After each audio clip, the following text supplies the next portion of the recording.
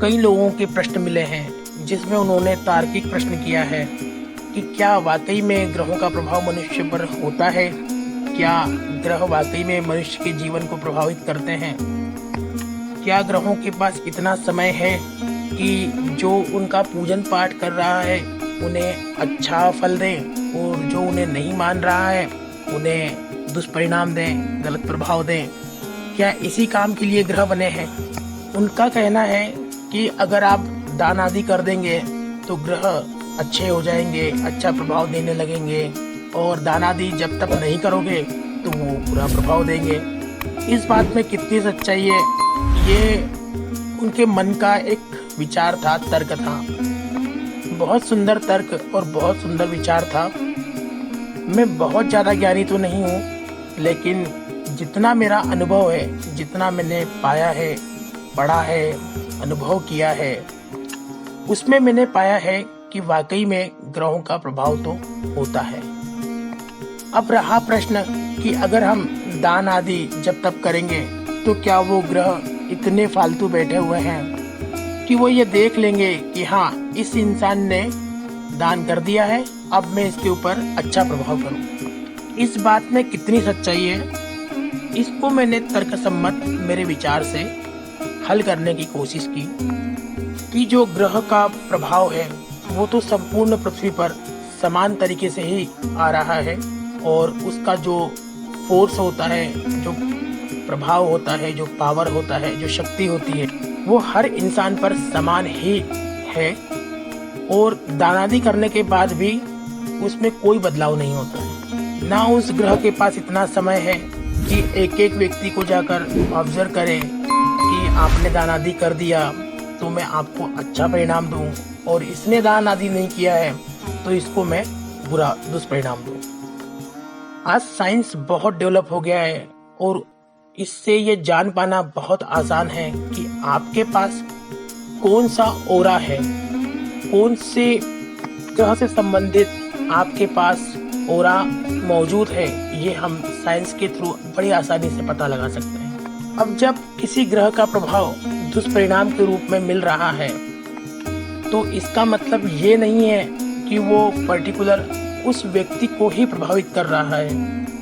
इसके पीछे एक साइंस है कि आपके पास जो ओरा है और ग्रह से जो ओरा आ रहा है या ग्रह से जो एक फोर्स आ रही है, उन दोनों में कितनी आवृत्ति समान है। उस आवृत्ति के आधार पर ही आपको उसका प्रभाव मिलेगा। इस बात को साइंस भी साबित कर चुका है कि ग्रहों से जो रेज उत्पन्न होती है, जो प्रकाश आता है, वो मनुष्य जीवन को प्रभावित करता है। ये मैं नहीं, ये साइंस भी मानता है इस बात को। अब रही बात दानादि की, तो दानादि की बात मैं आपको बता दूं, इसके पीछे सिर्फ एक ही फैक्टर काम करता है, मेडिटेशन। जब आप जप करते हैं, जब ध्यान करते हैं, तो अपने आसपास एक ओरा क्रिएट होता है। वो ओरा, या यूं कहूं कि वो पॉजिटिव एनर्जी उस प्रभाव को बदल देती है और हमें लगने लगता है कि वो ग्रह अच्छा प्रभाव देने लगा है। वाकई में उस ग्रह के पास इतना कोई समय नहीं है कि एक एक व्यक्ति के पास जाए और देखे कि इसने दान आदि किया है कि नहीं किया है, हाँ इसने टैक्स भर दिया या नहीं भरा है। ऐसा कुछ भी नहीं है, ये सिर्फ अंधविश्वास है। इसके पीछे का जो साइंस है वो सिर्फ और सिर्फ मेडिटेशन है, ध्यान है और अपने आसपास की ऊर्जा है, पॉजिटिव एनर्जी है। ये एनर्जी ही काम करती है जो आपको ग्रहों से बचाती है। रत्नों का प्रभाव साइंस भी मानता है, ये मैं नहीं, साइंस स्वयं इस चीज को साबित कर चुका है कि रत्नों का प्रभाव होता है। हमारे आसपास जो एनर्जीज है उसका प्रभाव होता है।